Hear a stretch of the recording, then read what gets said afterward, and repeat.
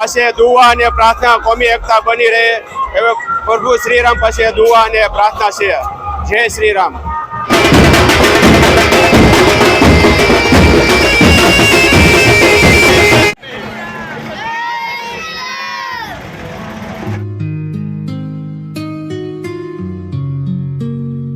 मेरे झोपड़ी के भाग आज खुल जाएंगे, राम आएंगे। मेरे झोपड़ी के भाग आज खुल जाएंगे, राम आएंगे। રામ મિત્રો, તો આજે રામનવમી, તો બધા જ મિત્રોને રામનવમીની શુભકામના। અને મિત્રો આજે એક ખુશીની પણ વાત છે કે આજે અમારી ચેનલમાં 10,000 સબસ્ક્રાઈબર પૂરા થઈ ગયા છે। તમારો સાથ અને સપોર્ટ સારો મળ્યો છે અને આવી જ રીતે આગામી દિવસોમાં પણ તમારો સાથ અને સપોર્ટ મળતો રહે તેવી આશા। તો મિત્રો આજે ગારિયાધાર શહેરમાં ભવ્યથી અતિ ભવ્ય શોભાયાત્રાનું આયોજન થાય છે।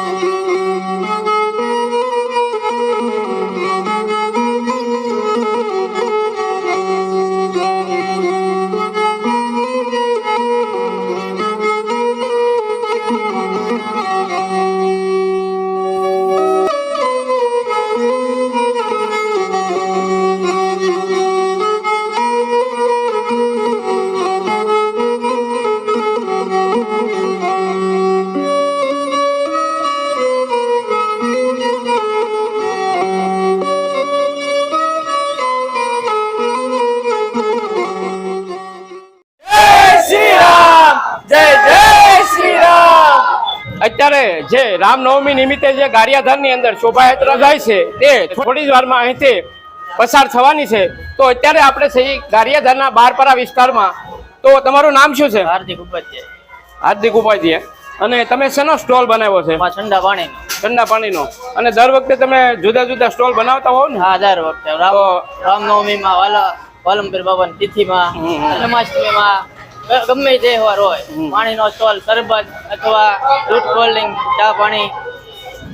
તો મિત્રો આ હતા બારપરા વિસ્તારના ભાઈઓ કે જેઓ દર વર્ષે અહીં શોભાયાત્રા અથવા તો વાલમપીર બાપાની તિથિ હોય તો પણ અહીં કાંઈનું કાંઈ સ્ટોલ બનાવે અને લોકોને પ્રસાદ રૂપે આપવામાં આવે છે।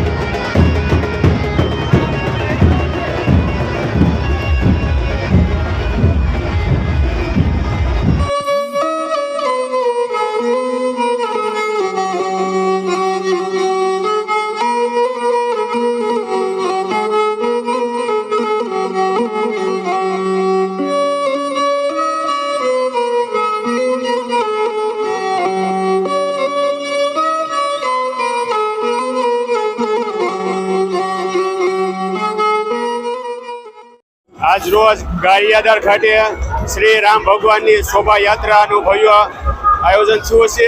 રામકૃષ્ણ જન્મ આયોજિત દ્વારા ભવ્ય શોભાયાત્રા નીકળી છે. તેમાં આજ રોજ ગારિયાધાર સુન્ની મુસ્લિમ સમાજ દ્વારા શોભાયાત્રાનું ભવ્ય સ્વાગત કરવામાં આવ્યું અને શ્રી રામ પ્રભુને ફૂલહારથી સન્માન કરવામાં આવ્યું. બસ શ્રી રામ પાસે પ્રભુ પાસે એક જ પ્રાર્થના છે, ગારિયાધાર સહિત આખા ભારત દેશમાં કોમી એકતા બની રહે એવી શ્રી રામ પાસે દુઆ અને પ્રાર્થના, કોમી એકતા બની રહે એવી પ્રભુ શ્રી રામ પાસે દુઆ અને પ્રાર્થના છે. જય શ્રી રામ.